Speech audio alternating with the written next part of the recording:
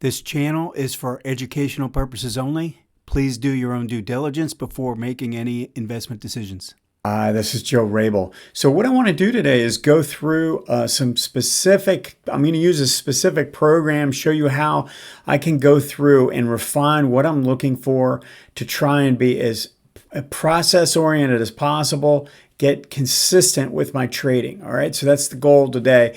Now, if you want to learn some more about the techniques and technical analysis, you can go to my book. In fact, you can click the link in the description and you can get some more information there. Also, if you do enjoy this content, please hit the like button and also subscribe. Okay, so I've got TC2000 here. This is a charting program that I do use a lot, but I don't show the charts that often simply because I don't think the charts are quite as nice when you look at the candlesticks. And I like, for the most part, to trade off of candlesticks. One of the things I do like about this is that you can color code the bars. And on this program, I have color coded the NR7 bars in red. So you can see that some of these bars are red. So I do like when I'm scrolling and looking for ideas to have that. The other thing I really like about this program is that if I click on a stock, so I just clicked on basic material agricultural input CF industries. All right.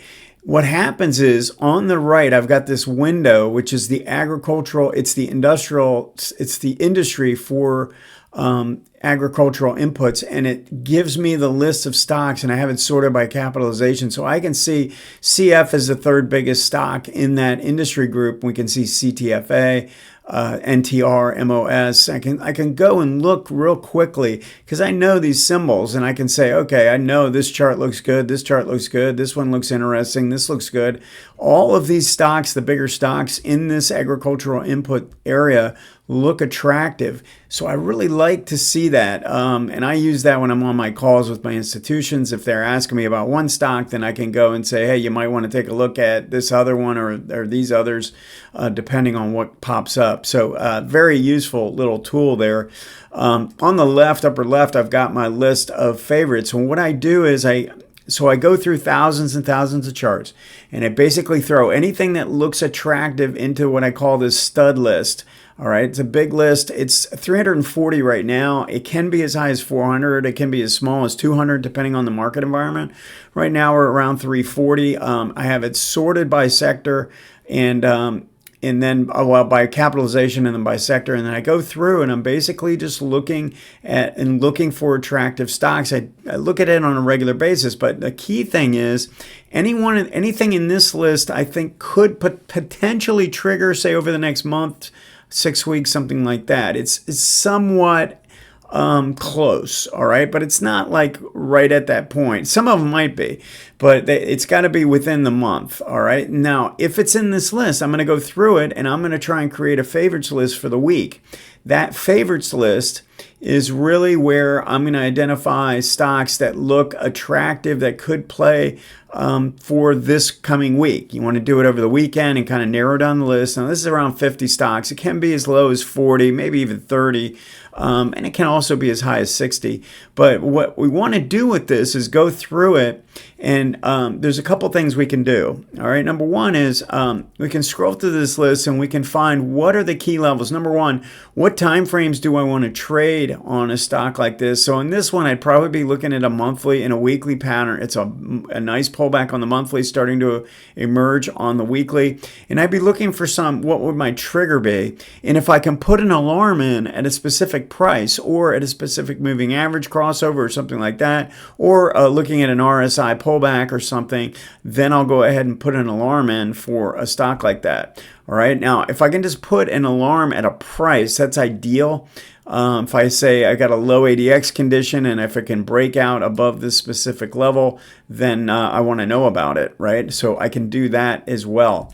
So I can keep scrolling here, and what I'm looking for are the stocks that look like they can trigger this week. Anything that's close, something that looks potentially attractive. These lines are starting to come together on the daily. I'm starting to pull back on the weekly chart, and I'm starting to see these come together. So this might be a stock that I'd probably put in this list for the week and then maybe draw in my downtrend line here and see if we break the downtrend line, right? So a BTG, this is another one pulling back to a rising 18. It's got good enough momentum here. It's sort of pinching in here, and I've got an opposing trend pattern here. So I'm going to pick out what are my 4 triggers, or the RSI, maybe adding a 5th, right? Or if I don't like a specific type of trigger, I give 4 triggers in the course that can take place on a pattern like this. In this case, it looks like it's setting up a potential trigger too, but what we'd want to do is identify what that could be and make sure in our log file when we put the trade on, we put in there what is our trigger, what are we using for the trigger, and what is the setup. Is it a sorry about that? Is it a pullback to a rising 18? In other words, is it a strong trending pullback play, right? Or is it an early emerging reversal? Is it a breakout play? Whatever it is, you put that in, and then you put in what your trigger is. You have to do that, and you have to put in what time frames you're trading, right? It's the only way to really, you have to do a really good job with your log file so you know what you're looking for, right? So we go through and we look at something like this. This is a monthly consolidation pattern, forms basically a pinch play, and it was a reverse divergence at the 0 line on this time frame. And then you figure out what your trigger would be. Do you go down to the daily chart to trigger you in, even if it's a monthly, weekly? All these things have to be in your plan. It also has to be in the log file once you've decided what you're going to do. So you go through and you pick out which ones of these you think can trigger. Some of these triggered, and I leave them on the list. This is the list I send out on Wednesdays. Now, what I'm looking for are the stocks. Let me just give you an example that could be, so a stock like Walmart. So I know the 100 mark is pretty critical. So I'm going to put an alarm in right around 100, maybe just above, looking for a big green bar coming through the 100 mark or a volume expansion. I've got a low ADX condition on the daily. I've got a really nice pattern with essentially reverse divergence on the weekly and then a strong ADX condition with a pinch on the monthly. But I want to trigger this off the daily coming up through 100. That's just an example. We've got a monthly and a weekly here. Probably want to see this come back up through the high of this last week's bar.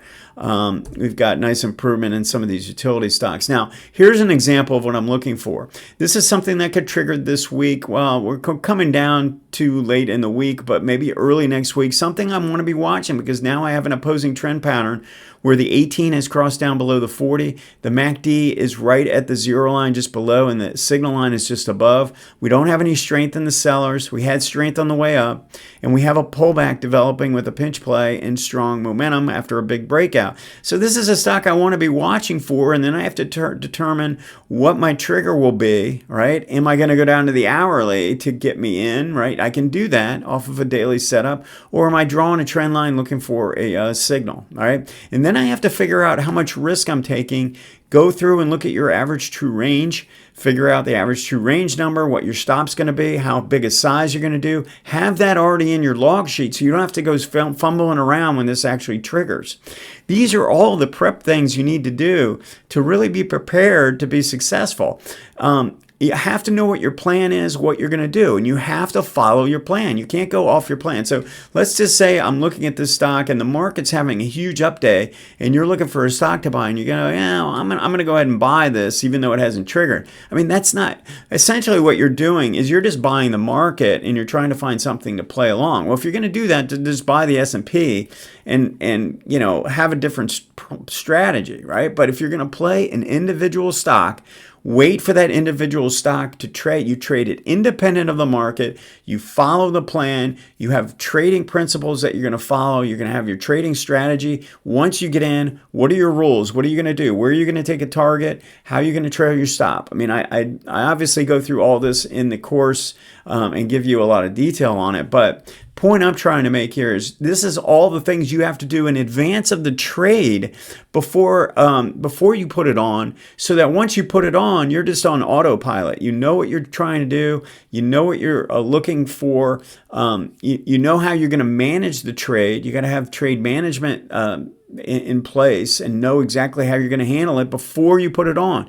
You can't fly by the seat of your pants and think you're going to be successful, right? So figure out what your plan is. You have to have this process somehow. I think taking my service, I'm going to give you, somewhere around 50 stocks a week that can narrow your universe. A lot of them will meet the monthly or weekly criteria or the weekly daily criteria.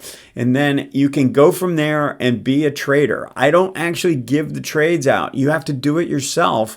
And that's how you can be successful at this, right? You have to learn the process. I want to give you a narrow universe that can get you started and have an edge. You have an edge automatically because I'm looking at thousands and thousands of charts, taking the narrow list down. You can do it yourself for sure, but it's very time consuming. I spend a lot of time going through thousands and thousands of charts.